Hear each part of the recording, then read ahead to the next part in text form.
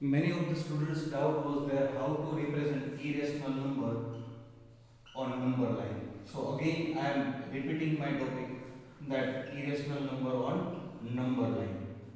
अब आपको सबको राइट एंगल ट्रायंगल के बारे में तो पहले से ही पता है। राइट एंगल ट्रायंगल क्या चीज है? तो कि राइट एंगल ट्रायंगल में कोई भी एक एंगल है वो 90 डिग्री होता है, उसको हम बोलते हैं right angle triangle. A B and C, तो ए बी है, उसको अगर अल्टीट्यूड बोलते हो तो ये बेस हो गया, इसको अल्टीट्यूड बोलते हो तो ये बेस हो गया, and AC is a hypotenuse. According to Pythagoras theorem AC square is equals to, I can write AB square plus BC square. ये आप सबको पता है। अब मुझे इरेशनल नंबर है उसको नंबर लाइन पे रिप्रेजेंट करना है। नंबर लाइन पे रिप्रेजेंट करना है तो मतलब मैं नंबर लाइन पे ये पाइथागोरस थ्योरम है उस हिसाब से मैं राइट एंगल ट्रायंगल वहां पे इंपोज कर दूंगा। अब उसमें कंडीशन क्या होगी?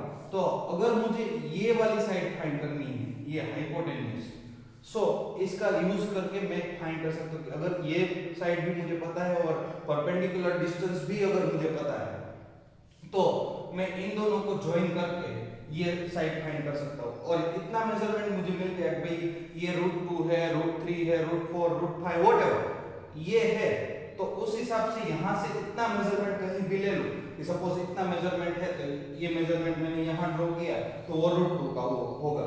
सो √2 का फिर मैं राउंडर की मदद से उसको आर्क लगा के मैं सेम मेजरमेंट फाइंड कर सकता हूँ। Okay, so let us start with representing √2 on number line। √2, √3, √4, √5 ये चारों नंबर मैं आपको यहाँ पे रिप्रेजेंट करके दिखा रहा हूँ। देखो पहले क्या करना है आपको, एक नंबर लाइन ड्रॉ करनी है। नंबर लाइन में आपको याद क्या रखना है, तो हर एक मेजरमेंट सेम होना चाहिए, वो तो आप सबको पता ही है। बट यहाँ पे मैं आपको ये चीज भी बता रहा हूँ कि हर एक मेजरमेंट 1 सेंटीमीटर या तो यूनिट लो, ताकि आपको मेजरमेंट परपेंडिकुलर करने में भी कोई दिक्कत ना हो।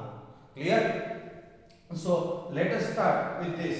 सो अगर मुझे √2 रिप्रेजेंट करना है तो यहाँ पे मुझे √2 चाहिए, यहाँ पे √2 चाहिए। ये मेजरमेंट मेरा फिक्स 1 1 का है, तो यहाँ पे क्या डालूं तो ये मेजरमेंट है वो √2 हो जाए। सो यहाँ पे मैं √2 का स्क्वायर लिख लेता हूँ। AB स्क्वायर मुझे पता नहीं है, BC स्क्वायर वो 1 का स्क्वायर है। सो ये 2 हो गया, यहाँ पे AB स्क्वायर प्लस 1, तो ये 2 1 है, 1 इस साइड आएगा तो 1 हो जाएगा। So AB square is equals to 1 हुआ तो AB इज इक्वल्स टू 1 हो जाएगा। √1 मतलब 1 ही हुआ।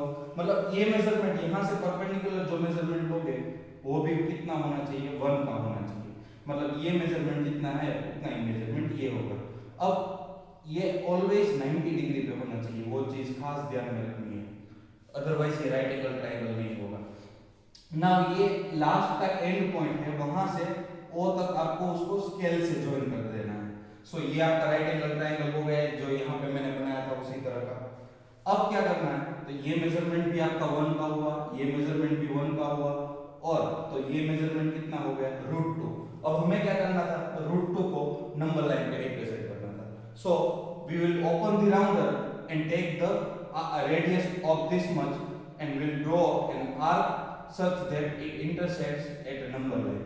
so ये लाइन कुछ यहाँ पे इंटरसेक्ट कर रही है, तो यहाँ पे जहां पे भी वो नंबर लाइन इंटरसेक्ट कर रही है वो पॉइंट हमारा क्या हो गया, √2। So we have represented √2 over here on number line. Am I clear? अब √3 करना है, तो √3 के लिए अगेन मैं दिखा देता हूँ आपको कि √3 के लिए क्या करना है। सो सी, अब यहाँ पे ये मेजरमेंट तो आपको पता ही है 1 है, यहाँ पे मुझे क्या चाहिए, 3 चाहिए, तो यहाँ पे क्या होना चाहिए वो फाइंड करना है। तो देखो AC स्क्वायर मतलब यहाँ पे √3 का स्क्वायर लगाना है, AB स्क्वायर तो वो मुझे पता नहीं है तो मैं AB स्क्वायर लिख लेता हूँ, यहाँ BC स्क्वायर वो 1 का स्क्वायर लिख लेता हूँ। So AB square plus 1 is equals to 3। So AB square is equals to 3 minus 1, तो AB square is equals to 2 and AB is equals to √2। ये हो गया AB is equals to √2। AB √2 हो गया, मतलब एक साइड आपकी √2 होनी चाहिए, एक साइड 1 होनी चाहिए। Am I clear with you? So यहाँ पे मैं देखो क्या करूंगा, तो ये मेजरमेंट अब मुझे पता चल गया कि ये √2 है, तो यहां से एक परपेंडिकुलर ड्रॉ करता हूं।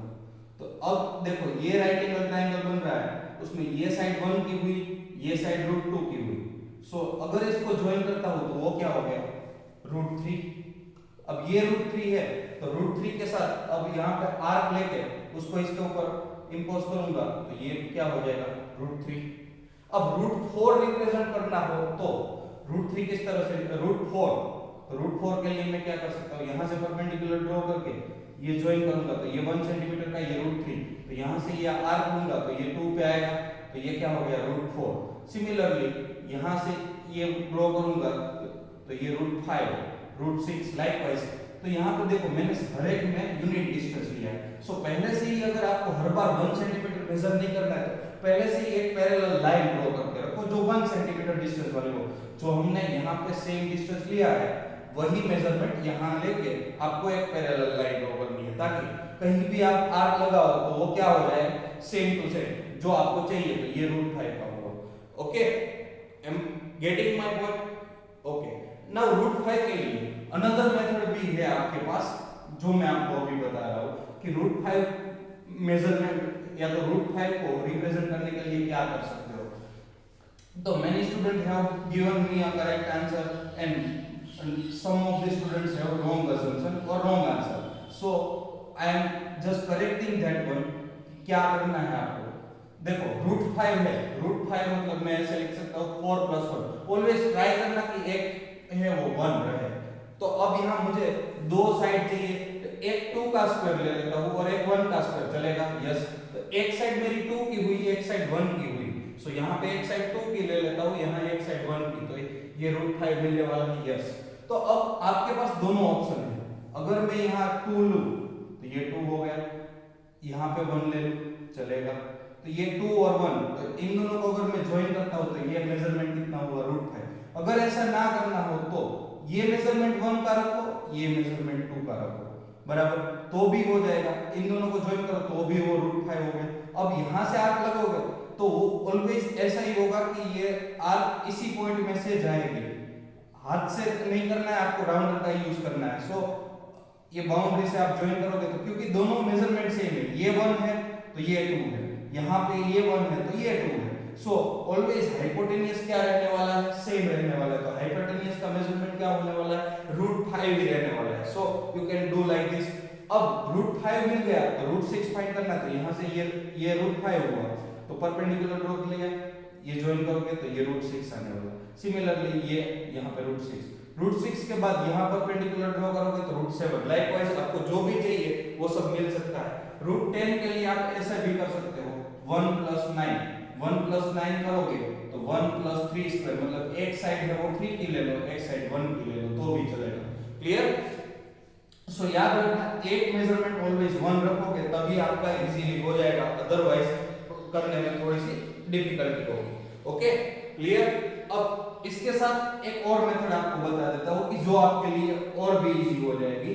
जस्ट इसमें आपको ज्ञान कंप्लीटली देना है ताकि ये मेथड जो मैंने दिखाई वो अगर प्रॉब्लम करे तो उसका अल्टरनेटिव ये दूसरा है।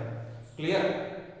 जैसे अगर मैंने ये मेथड दिखाई, उसमें तो आपको क्या बताया था कि जब भी √2, √3, √4 ऐसा कुछ हो तब, बट √2.1 अगर मुझे इसको रिप्रेजेंट करना हो तो मैं क्या करूं?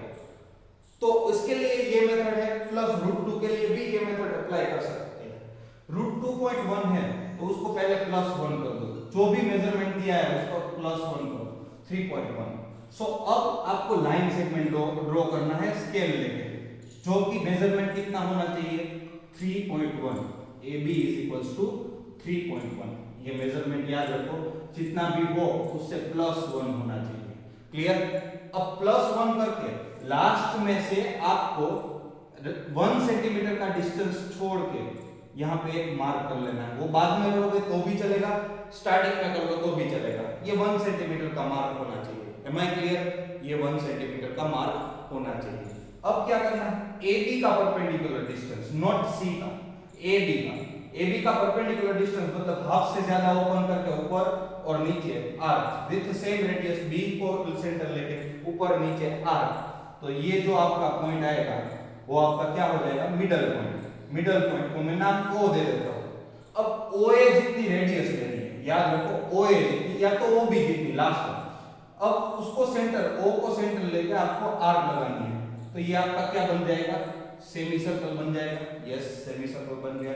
सेमी सर्कल आप राउंडर से करोगे तो आपका सेमी सर्कल अच्छा ही बनने वाला है, कंप्लीट बनने वाला है। अब सी से परपेंडिकुलर मतलब यहां से स्केल रखनी है, स्केल कुछ इस तरह से होगी।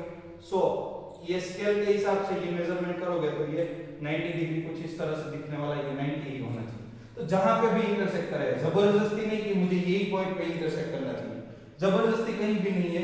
कितना भी मेजरमेंट हो वो मेजरमेंट लेके आप यहां ज्वाइन कर दो। अब जितना मेजरमेंट हुआ उतना आप राउंडर ओपन करो, ये राउंडर ओपन करो। राउंडर ओपन करने के बाद आर्क लगाओ और ये लाइन को आप एक्सटेंड करो।